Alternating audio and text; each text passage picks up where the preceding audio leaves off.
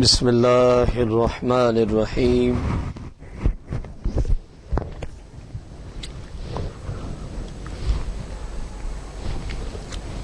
آج کا ہمارا درس قرآن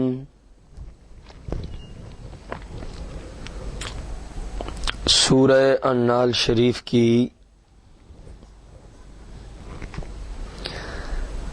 آیت نمبر 64 سے ہے۔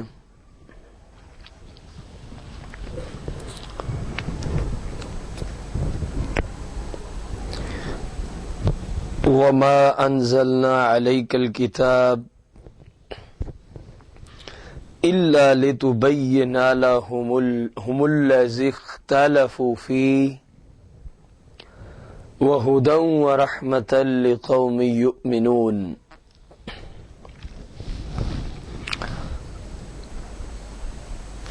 اے محبوب، ہم نے نہ نازل کی یہ کتاب آپ کی ذات پر مگر اس لیے نازل کی کہ آپ لوگوں پر روشن کر دو، واضح کر دو الذی اختلفوا فیہ، جس بات میں وہ اختلاف کریں، وہدن، اور یہ قرآن ہدایت کا سرچشمہ ہے، ورحمہ، اور یہ رحمت کا سرچشمہ ہے، لقوم یؤمنون، ایمان والوں کے لیے۔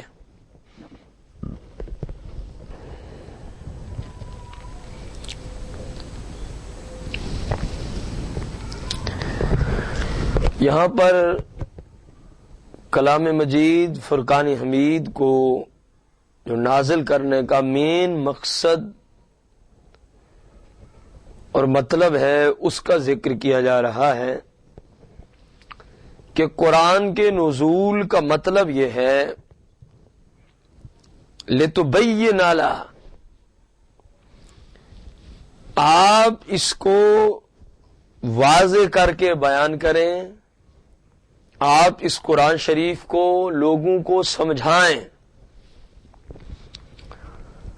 ہر اس بات میں جس میں وہ اختلاف کرتے ہیں، قرآن کی روشنی میں دلائل قائم کریں۔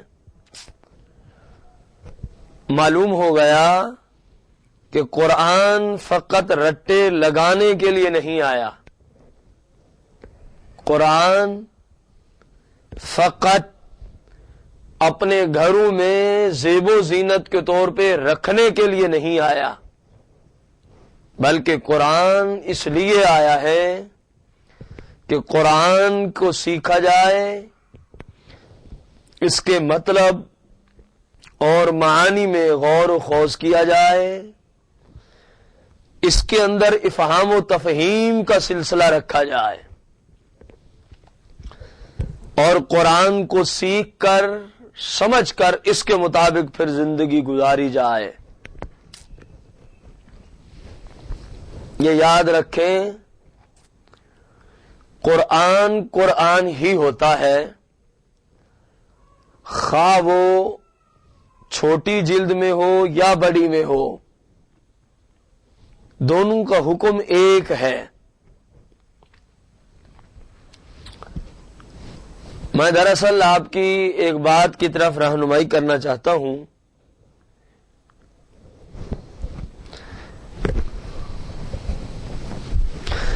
وہ یہ ہے کہ بعض لوگ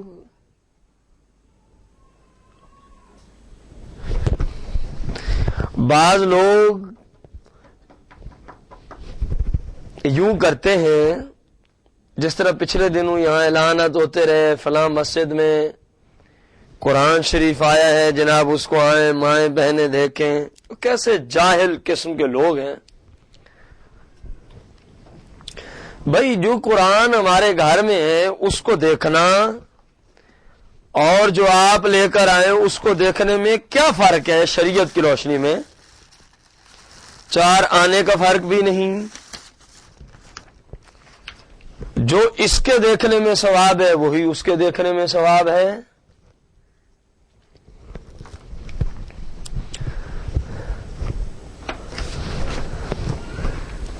خواہ مخواہ عورتوں کو بازاروں میں بلانا اس گئے گزرے دور میں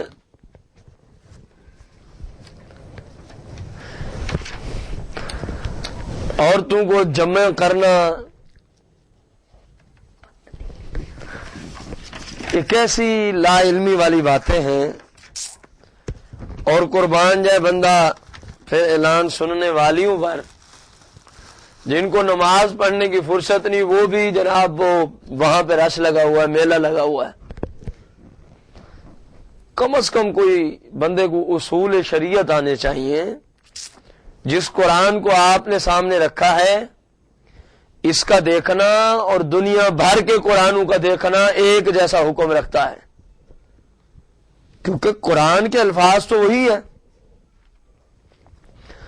اب نہ جانے اتنے بڑے قرآن کو لکھ کے اس کی تلاوت تو کوئی کرتا ہی نہیں ہوگا، تو اب قرآن نمائش کے طور پہ استعمال ہونے لگا۔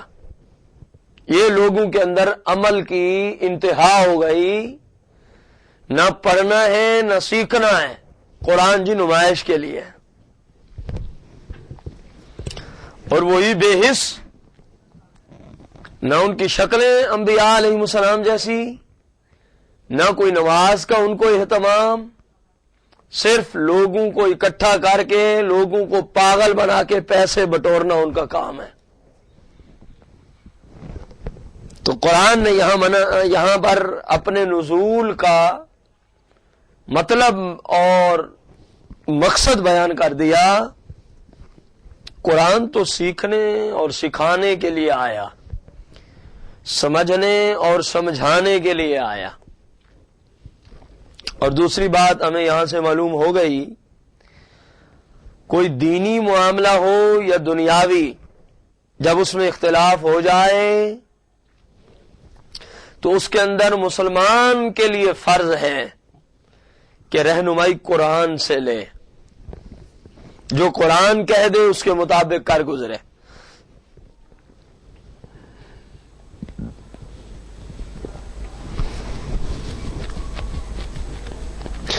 لیکن ہر شخص قرآن سے ہر مسئلہ نکال نہیں سکتا، تو اس کے لیے آقا کریم کے توسل سے علماء اور علماء کے توسل سے عوام الناس قرآن کو سیکھیں گے، کیونکہ جو آپ نے سکھا دیا عربی تفاسیروں میں علماء وہاں سے سیکھیں گے، اور عوام الناس گھر میں قرآن اٹھا کے پڑھیں اور سیکھ لیں، یہ ناممکن بات ہے، کیونکہ یہ ہماری زبان میں نہیں آیا۔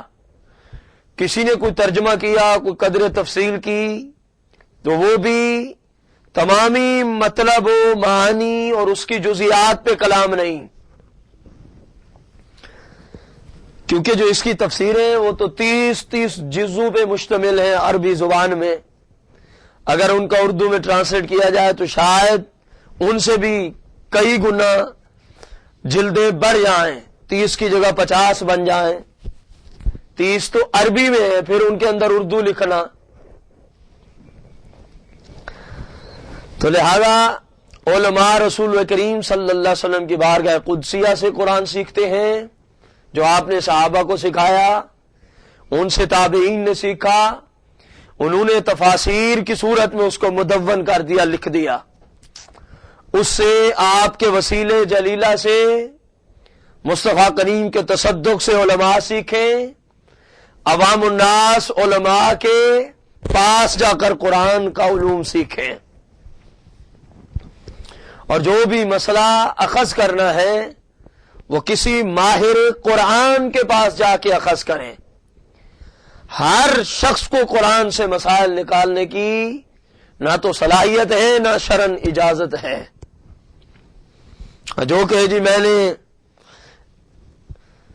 فلاں میں نے ماسٹر کیا، میں نے فلاں فن میں ماسٹر کیا، کوئی کہیں میں نے فزکس میں ماسٹر کر لیا ہے تو اب میں قرآن پڑھ سکتا ہوں معانی اور مطالب کے اعتبار سے، میں نے جی انگلش میں کیا ہے، تو ان کور دلوں کو کیا پتہ قرآن کے معنی کیا ہے؟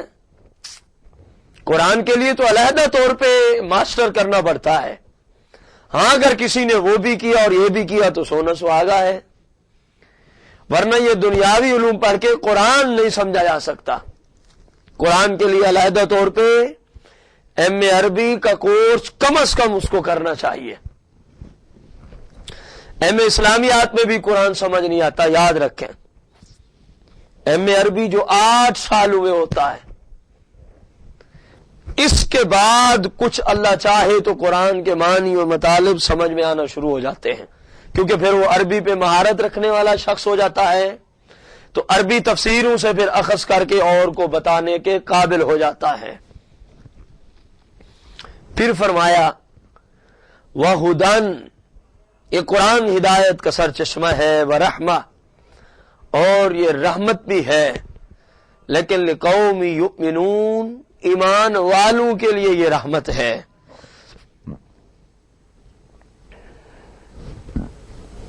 اس سے معلوم ہوا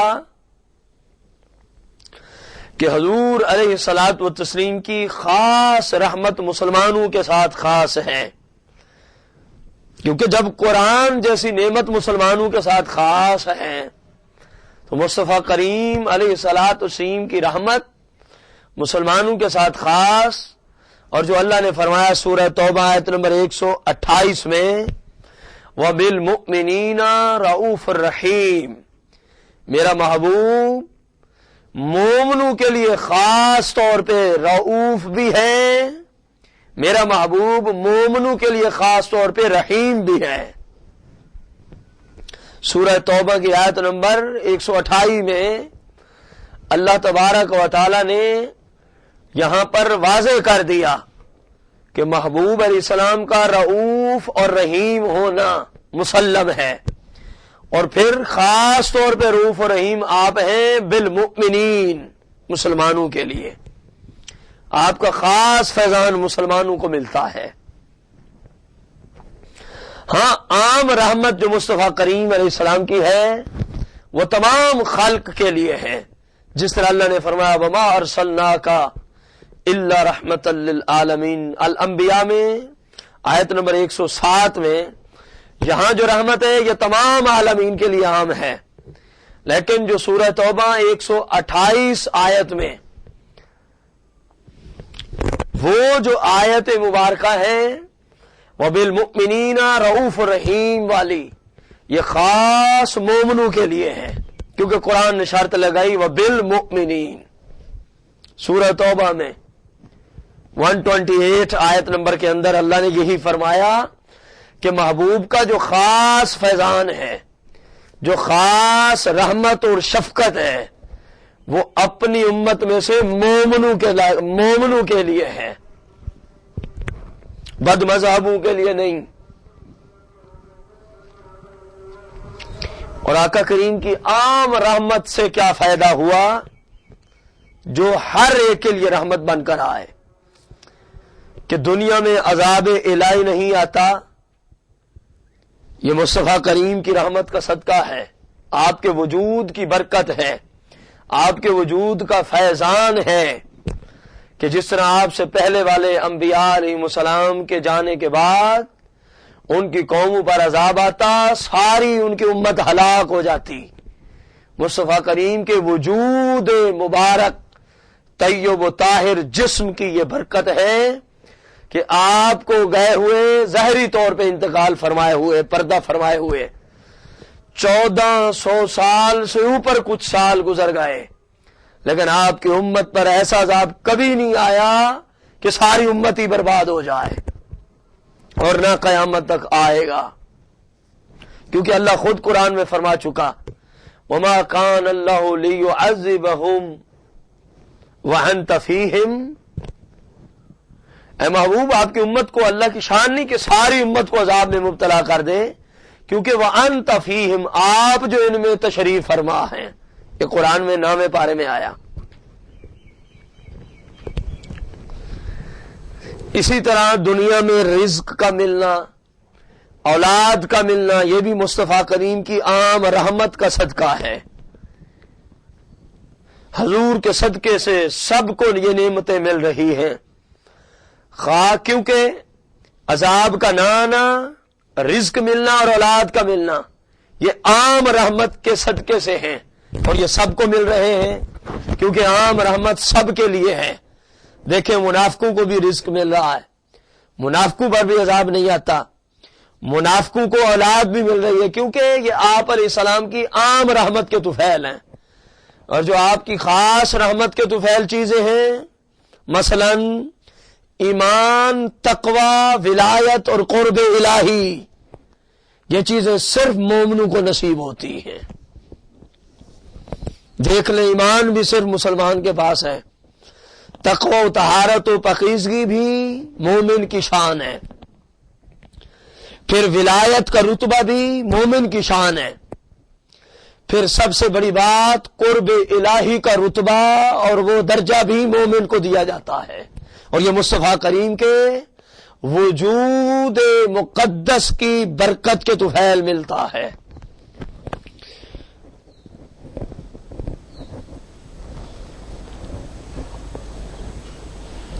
یہ چیزیں صرف مومنوں کو دی جاتی ہیں، وہ بھی حضور علیہ السلام کی عطا سے، کافر اور منافق ان چیزوں سے محروم ہیں۔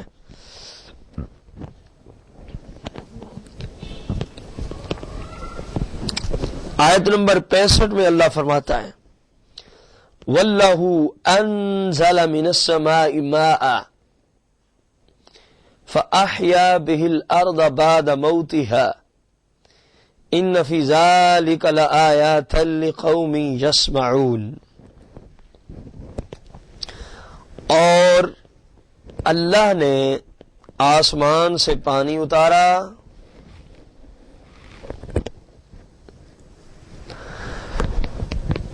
تو اس سے زندہ فرما دیا زمین کو بعد اس کے کہ وہ مردہ تھی۔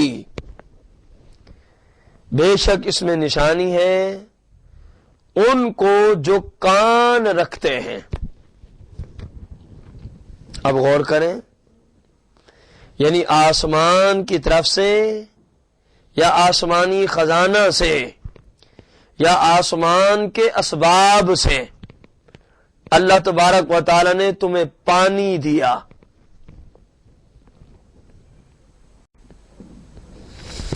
کیونکہ بارش کا جو ظاہری سبب ہے وہ تو سمندر سے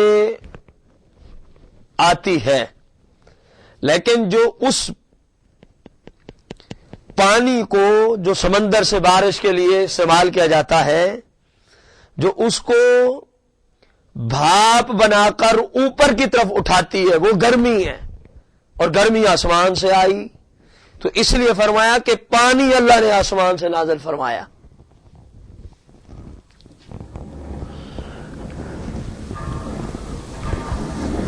پھر جب پانی کو وہ گرمی بھاپ بنا کر، سمندر کے پانی کو بھاپ بنا کر اوپر کی طرف لے جاتی ہے، پھر اللہ تبارک و تعالی کی قدرت سے وہی بھاپ ایک سٹیج پہ جا کر پانی بن کے جہاں اور جس طرح اور جہاں جتنے دیر تک جتنی بارش رب چاہتا ہے وہیں برسا دیتا ہے۔ اس لیے فرما دیا کہ آسمان سے پانی کو نازل فرمایا۔ پھر ہوا کیا؟ فَأَحْيَا بِهِ الْأَرْضَ بَعْدَ مَوْتِهَا، جو مردہ زمین تھی پانی کے ذریعے اس کو زندہ فرما دیا۔ دیکھا نا، ایک بنجر زمین ہو جس میں کبھی پانی نہ لگا ہو تو اس میں زراعت کبھی نہیں ہوگی، اس کو پانی دیں گے، اب وہاں کھیتی باڑی اگنا شروع ہو جائے گی، زراعت اگنا شروع ہو جائے گی۔ یہ مطلب ہے مردہ سے زندہ کی طرف۔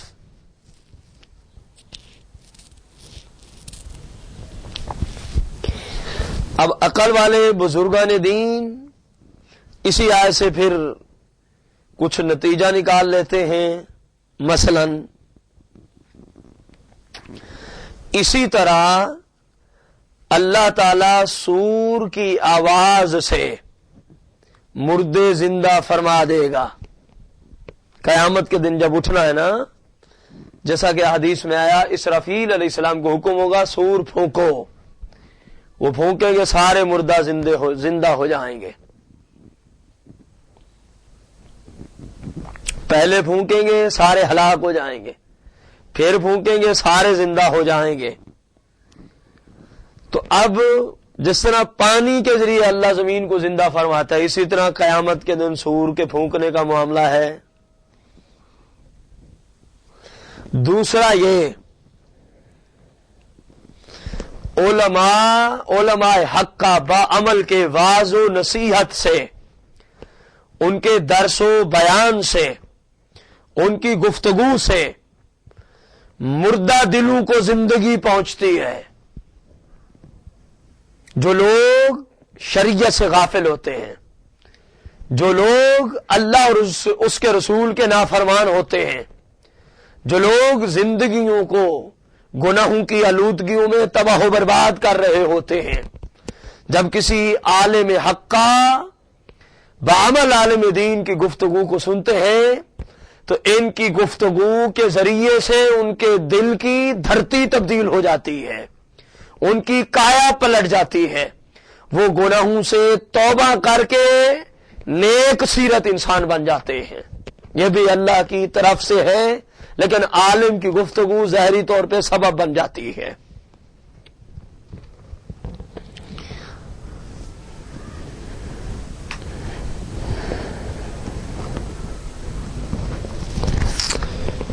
پھر فرمایا لآیات لقوم یسمعون، ان فی ذلک لآیات لقوم یسمعون، یہ ہیں ان کے لیے نشانیاں اللہ کی قدرت کی جن کے اندر کان ہوں۔ اب کان تو کافر بھی رکھتا ہے، منافق بھی، مراد یہاں وہ ظاہری سننے والے کان نہیں، جن کانوں میں یہ صلاحیت ہو کہ اللہ کی قدرت میں غور و خوض کریں اس کی باتیں سن کر، جن کانوں میں اللہ کی نشانیوں کو صحیح معنوں میں سننے کی صلاحیت ہو، یہ صرف مومن کا خاصہ ہے، یاد رکھیں۔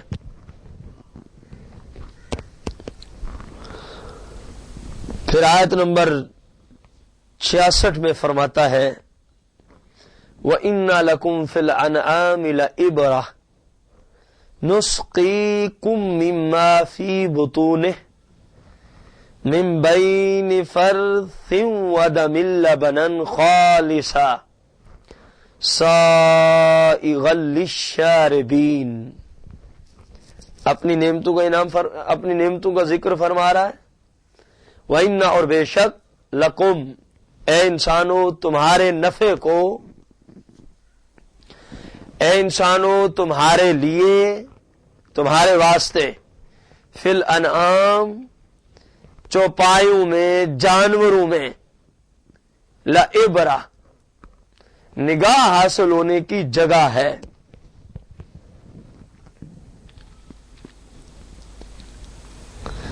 کہ دیکھو اللہ نے تمہارے لیے کیسی کیسی نعمتیں بنا ڈالیں۔ مزید فرماتا ہے نسقیکم مما فی بطونہ من بین فرث ودم لبنا خالصا سائغا للشاربین۔ فرمایا اللہ تمہیں پلاتا ہے اس چیز میں سے جو ان جانوروں کے پیٹ میں ہے، من بین فرث ودم، گوبر اور خون کے بیچ میں سے، لبنن دودھ دیتا ہے تمہیں، خالصاً خالص،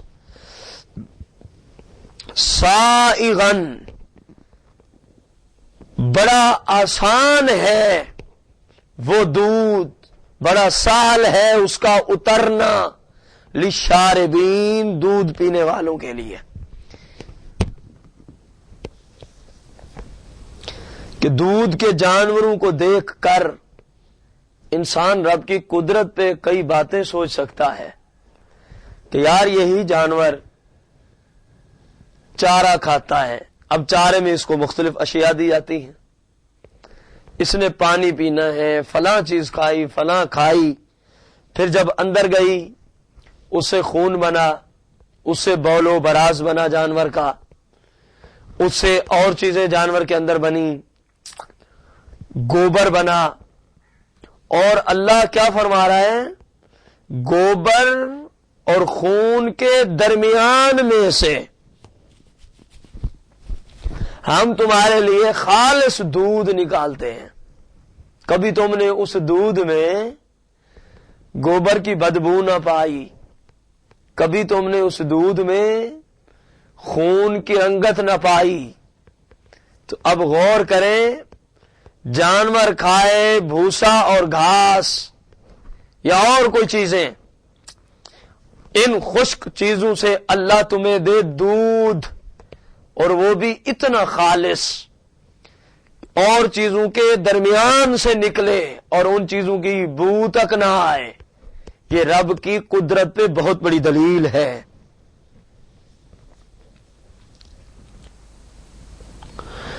کہ خشک گھاس ہیں، چارے ہیں، اس سے گوبر بھی بنتا ہے، خون بھی بنتا ہے، دودھ بھی بنتا ہے، مگر مجال ہے کہ دودھ میں گوبر اور خون کا کبھی رنگ آئے یا اس کی بدبو آئے، نہ اس کا مزہ آتا ہے۔ کفار کہا کرتے تھے کہ مرنے کے بعد جسموں کے اجزاء بکھر جائیں گے، پھر ان میں فرق اور امتیاز کیسے ہو سکے گا؟ ان بےایمانوں کو اللہ نے جواب دیا اس آیت میں کہ جس طرح یہاں رب فرق کر رہا ہے، مختلف چیزیں ایک ساتھ ہیں لیکن دودھ خالص نکال دیتا ہے۔ ایک ہی گھاس جانور کھا رہا ہے، اس سے خون بھی بنا دیتا ہے، اس سے گوبر بھی بن جاتا ہے، اس سے دودھ بھی رب بنا دیتا ہے۔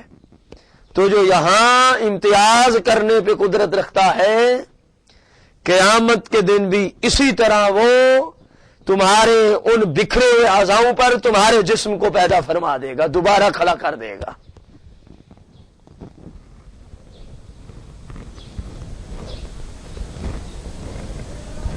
کیونکہ بھوسا اور چارہ میں سے خون، گوبر اور دودھ نکالا جاتا ہے، اور یہ ایک دوسرے میں خلط ملط نہیں ہونے پاتے۔ ایسی صحیح چھانٹ ہوتی ہے کہ سبحان اللہ، ایسا قدرت والا رب اس دن بھی اجزاء کی چھانٹ فرمانے پر قادر ہے۔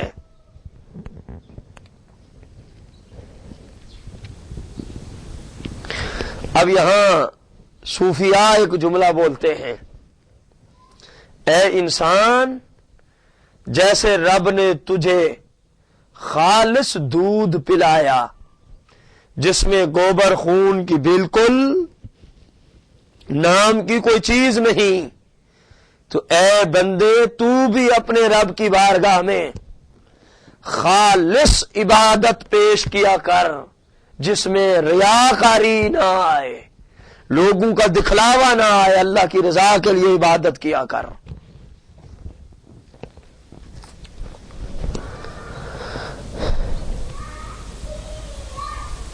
وَمِن ثَمَرَاتِ النَّخِيلِ وَالْأَعْنَابِ تَتَّخِذُونَ مِنْهُ سَكَرًا وَرِزْقًا حَسَنًا إِنَّ فِي ذَلِكَ لَآيَةً لِقَوْمٍ يَعْقِلُونَ۔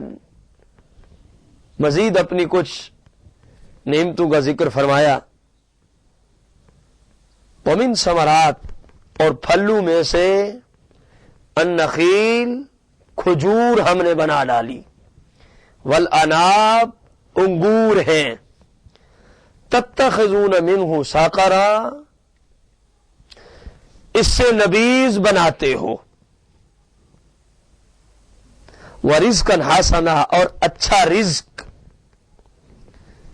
ان فی ذلک لآیہ، بے شک اس میں نشانی ہے، لقوم یعقلون، عقل والوں کے لیے۔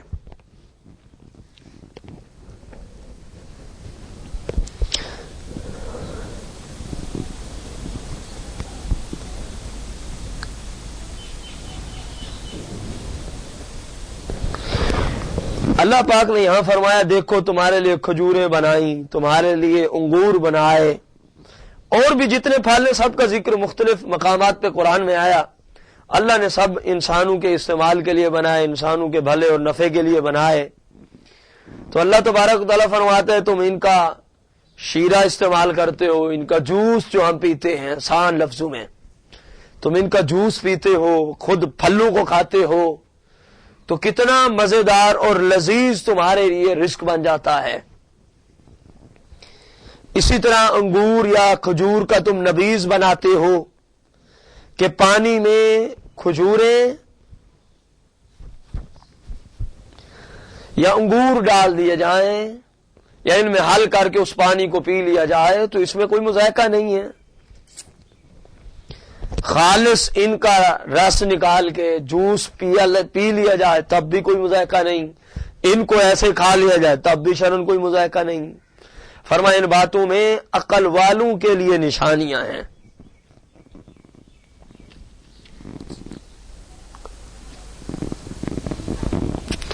اللہ جل مجدہ سے دعا ہے اللہ پاک ہم سب کو صحیح معنوں میں قرآن مجید فرقان حمید کو سیکھ کر سمجھ کر قرآن پاک کی تلاوت کے ساتھ ساتھ سیکھنے سمجھنے کا جذبہ دے اور پھر اس پر عمل کی توفیق عظیم عطا فرمائے۔